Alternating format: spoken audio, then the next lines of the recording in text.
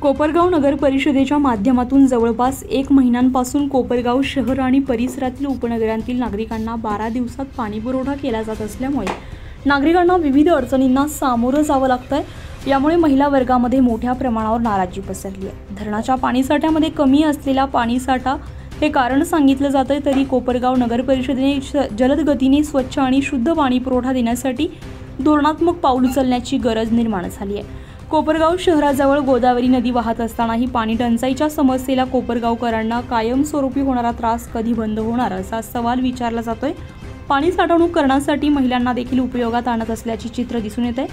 ज्यांच्याकडे पाणी साठवणूक करण्याची क्षमता नाही त्यांना मात्र 12 दिवस पाणी कसे पुरवावे हा प्रश्न उभा राहत असल्यामुळे कोपरगाव नगर परिषदेने तात्काळ पाणी पुरवठा करण्यासाठी तात्काळ धोरणात्मक निर्णय घेऊन लोकांची अडचण दूर करावी अशी मागणी आता पुढे आली आहे।